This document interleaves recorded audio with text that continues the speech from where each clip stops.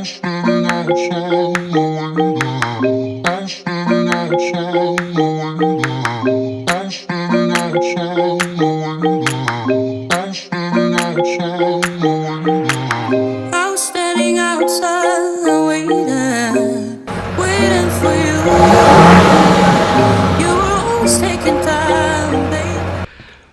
going on, everybody? Welcome back to the Duramax diesel channel. Today we are working on the service truck, getting ready to pull the motor out. If you guys haven't seen the past video, whatever you want to call it, we got this all taken down, so make sure to go watch that. That is my 600 plus horsepower LLY block that I rebuilt about 20,000 miles ago or so. And yeah, so we're gonna work on getting this junk motor out of here, and I do apologize in advance. It is kind of crazy windy today, so the wind noise might be a little but anyways, we didn't bother pulling it down any more than it did. We did right now. We got Austin working over here, and check this out. Shameless merch plug with the new shop shirts. So we do have them on our store. You can see the front right here and the back I just showed you. They're on our website, resurrecteddmfg.com. So I will put a link below for those, and make sure you go grab yourself one and support the channel. Today we are going to work on, as you can see, we already pulled the headlights off, which you guys should know. Super easy on GM trucks. You just pull those out, undo the connectors. The other ones pop in down here, pop the grill off. We got the bolts out of the radiator or core support or whatever you want to call down here. Austin, what size are they? Remember? Bottom ones are a 15 and a 18, I think. So a 15 and an 18 to get those off. There's a few other bolts. There's 2 bolts for the battery tray right up in here, 10 mils that you gotta take off. You gotta loosen the fenders up a little bit. And then there's 4 10 mils inside here for the other battery tray support, and the windshield washer tank, there's another bolt back here. So we're working on pulling off kind of the other intercooler line. The might take the computer out, don't know yet. And then just get all the wiring stuff out of the way, disconnect all the trans lines, all the coolant, make sure everything's drained, and this will be able to come off. So once that's off, we can start on kind of getting down to the motor and tearing all that good stuff out, undoing the bell housing bolts, torque converter bolts, and then the motor mount bolts. And then we'll probably move the truck a little bit closer, drag the forklift over, pick the motor up and out, kind of like we did with the LOY. And yeah, so we're gonna get to it. Don't want to ramble too much when we got work to do. So basically the goal is to get this motor out today, kind of get it on the ground, start tearing off the upper and lower valve covers, the Y bridge, the turbo, all that good stuff. Then once we get the head gaskets in, I got 2 left and right grade C head gaskets from Dmax Store. We have our ARP head studs back in. I ordered ARP Ultra Torque lube. We got everything cleaned up and organized. The heads are fully dressed, which was in the motor pull was 2 videos ago. The last video was dressing the heads up. So we do have the heads fully dressed, ready to go on. Like I said, these have been sitting around for a while, so they are a little crummy, but they were just back from the machine shop. We have all the valves and springs and everything put back in them. And here's the rest of our hardware for all the head studs and good stuff. So with that, basically the plan is to get this motor out. Once we get the gaskets in, install the heads, lash the motor for the valves, get the turbo put on, get the injector cups swapped over, reseal them all, then put the turbo on, assemble this motor almost fully outside the truck. That way we can just drop it in and hopefully start it right up and not have any issues more with this truck, so we can get rid of it. Because the sooner we get rid of this truck, the sooner we get to build the dually. That's literally all we're waiting on. Just too much projects going on at once. So as soon as we get this truck out of here and all of these craziness of parts out of here, we are going to start going full force on the dually build. So suspension first, and then motor, transmission, test drive, bodywork, paint, and then full interior. We should be good. So that's enough rambling. We're gonna get to it. But boy, does that shirt look good. It's comfortable too. Yeah. Super soft. So these are the next level shirts, so they're not the basic Gildan shirts, so we did take a step up with them. So they're really comfy. I know the sizing chart's a little bit different. We are gonna get it up on the website. Oh, there's Eric.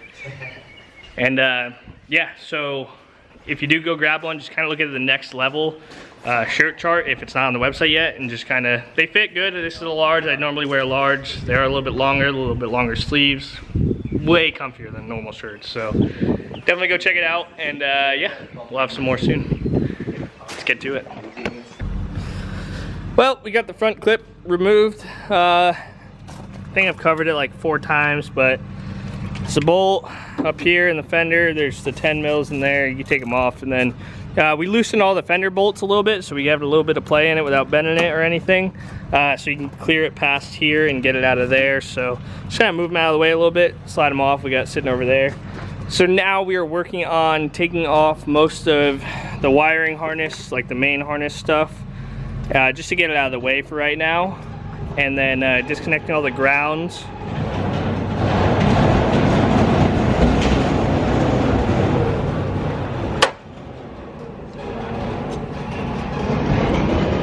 Loud as hell, right? So loud. Anywho, so we're gonna take all the grounds off the block and all the wires, and then take the starter out, and then after that, it's pretty much torque converter bolts, all the bell housing bolts, and then the motor mounts, and this thing should be ready to rip tater chip. So as soon as we get this one out, oh, I almost just died over a cylinder head.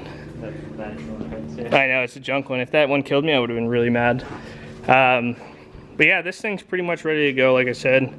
Just one last wipe down, and then wait for the gaskets and throw it together. So we're gonna keep wrenching on getting this thing out. Yeah, we're getting pretty good at pulling motors and front clips and all that stuff. Getting too good.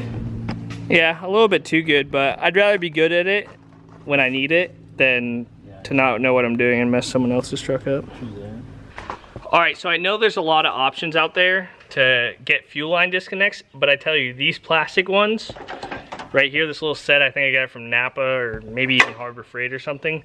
They literally are the best ones I've ever used. I know the little white ones work too, but there's, like you were saying, there's not much to grab onto.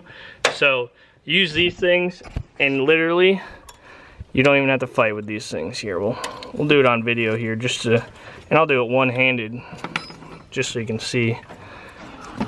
And I even bought some anodized ones that kind of worked, but it didn't really work. They're not deep enough. Yeah, they're not deep enough. They don't slide right. Yay. It's kind of hard one-handed, but just like that.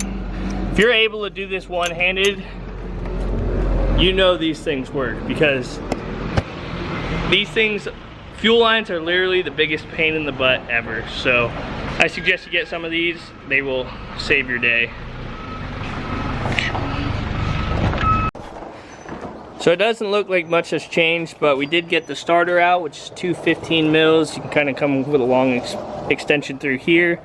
Pull it out. Austin broke my starter, so now I gotta buy a new one. Slow down there. And then we took a, here's the setup here.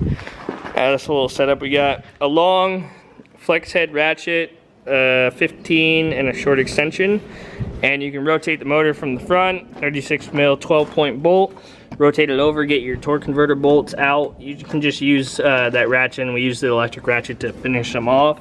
Having a magnet's good for this, because sometimes they are hard to get out of the like flex plate flywheel deal. So now pretty much we're at a point. We're gonna set up the chain, and then we gotta undo the bell housing bolts and then the motor mount bolts, and this motor should be ready to come out. Damn, check out this hood.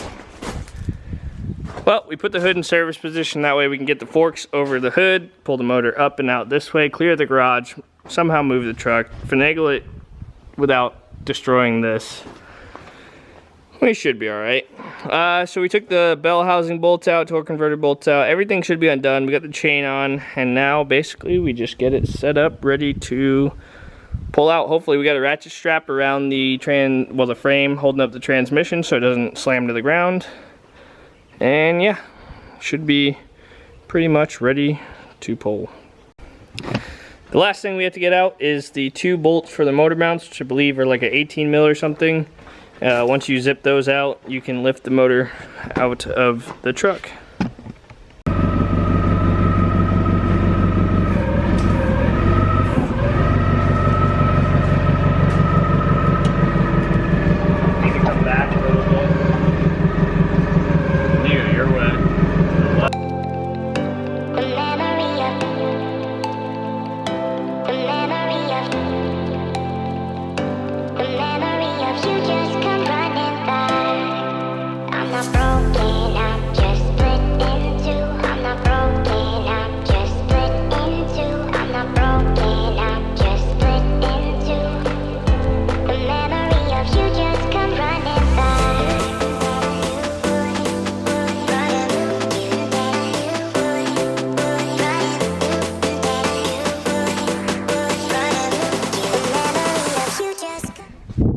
And just like that, we have the motor out of this truck ready to tear all the goodies off that we need. And yeah, so once we, probably tomorrow, we'll start disassembling this whole side and all that good stuff and get everything ready to go on that motor so we can put it back in the truck and be done with this thing. It's almost time, getting there, just a few hiccups along the way. What do you think? Still like pulling motors? Oh yeah, it's the best. So much fun. But it'll be more better when we get done. Yeah. What about you, Eric? You sick of all this shit. You're sick of all the motors hanging out. I love Duramax, the best in the West. Love it. I think he's tired of my shit. But that's gonna do it for today, guys. If you enjoyed the video, drop a thumbs up. If you're new here, please hit that subscribe button and turn on the bell notifications. And yeah, watch this truck come back to life. So, a lot of work to do still, but should only be a couple more days, hopefully. And go buy a shirt. I'm out.